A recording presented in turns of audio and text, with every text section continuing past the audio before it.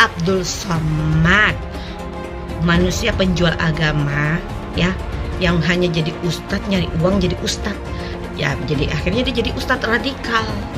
Kau taubatlah Somad, sebelum kau diazab lebih parah lagi deh sama Allah. Somad itu tidak Pancasilais. Kenapa? Dalam Pancasila ini mengaku ada lebih dari satu agama. Begitu dia menghina salib, berarti Anda tidak Pancasilais. Mengatakan salib itu tempat jin. Kok bisa Anda mengatakan salib itu tempat jin? Itu kan alat sesembahan mereka, simbol kesembahan mereka. Apa di sini Anda cuma hanya ingin mengadu domba aja, Pak Somad? Harusnya Anda ini diproses di polisian, Pak Somad. Ini Anda sudah jelas-jelas sekali nih Anda menghina simbol ketuhanan umat Kristen. Coba kalau seandainya dikembalikan, masjid itu tempat jin-jin, pasti umat Islam marah. Pancing dengan ini semuanya. Saya terheran dengan ini semuanya. Dan memang kita ini bisa tersulut problem kok. Suatu ketika ada seorang ustadz, mohon maaf ini, begitu mudahnya orang mencaci. Seorang ustadz itu menghadirkan fatwa para ulama madhab Syafi'i. Madhab Syafi'i kan ada macam-macam. Ada pengikut Imam Ibnu Hajar, Imam Romli. Hanya gara-gara beda saja dianggap memusuhi ustadz yang berbeda. Ada urusan fikih. Sudah begitu dikatakan kamu kurang ajar dan sebagainya. Kok mudah sekali orang mencaci maki. Sementara perkataan perbedaan ulama kan banyak. Gampang mencaci maki, bahkan wah seolah dibilang ini kurang ajar sama ustadz ini, kurang ajar sama alim ini, kurang ajar sama habib ini. Hari ini Masya Allah ternyuh kami kemarin melihat, semoga Allah menjaga. Kami tahu ada seorang alim habib, misalnya contoh Habib Jindan, saya sebut namanya biar karena nama ini kemudian diadu juga kami dengan beliau, karena kami memusuhi. Kami tidak ingin memusuhi siapapun, para pejuang baginda Nabi. Habib Jindan diadu dengan Habib Rizik. Yang bikin ternyuh adalah yang menyanjung Habib Jindan sambil mencaci Habib Rizik, yang menyanjung Habib Rizik sambil mencaci Habib Jindan, dan sebutan binatang diberikan kepada para ulama. Ini kan problem.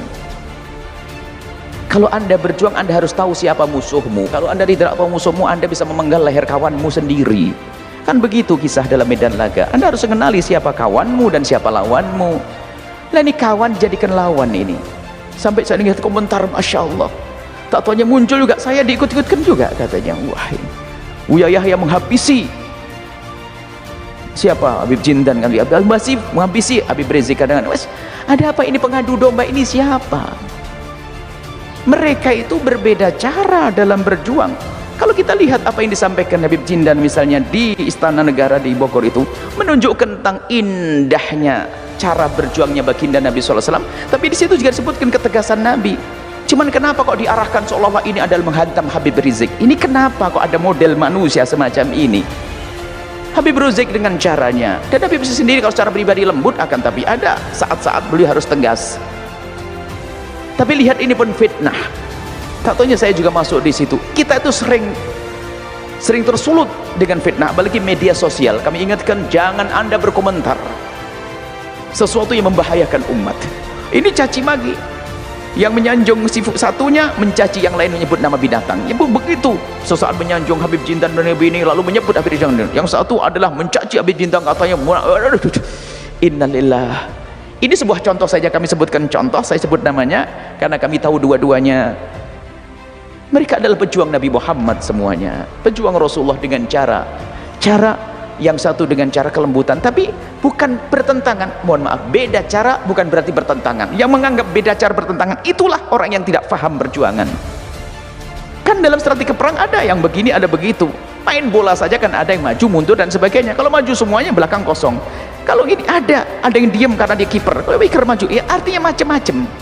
Dalam berdakwah tuh begitu. Cuma yang menjadi masalah adalah pengikut salah satunya mencaci. Innalillah. Ada apa? Anda katanya pejuang Nabi Muhammad, tidak perlu Anda mencaci. Apakah Anda pecinta Habib Jindan? Tidak perlu mencaci Habib Rizik. Apa Anda pecinta Habib Rizik? Tidak perlu Anda mencaci Habib Jindan. Kenapa Anda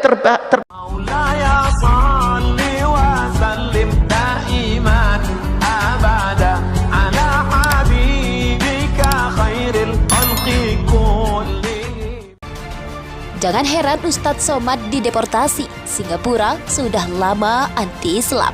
Ustadz Abdul Somad alias UAS dideportasi dari Singapura kemarin. Sebelum dideportasi, beliau dimasukkan ke tahanan imigrasi. Sel tahanannya hanya sebesar 1 kali 2 meter. Tidak mengherankan ini terjadi sebab nama UAS pasti ada di dalam daftar hitam blacklist imigrasi negara itu. Singapura itu sudah sejak lama anti Islam. Di internal negara itu umat Islam dikontrol ketat termasuk dakwah dan ibadah. Tak keliru kalau Singapura disebut menerapkan Islamophobia secara institusional, artinya negara itu memiliki perangkat regulasi yang anti-Islam, termasuklah regulasi keimigrasian. Sangatlah mungkin pihak yang mengundang akan diinterogasi.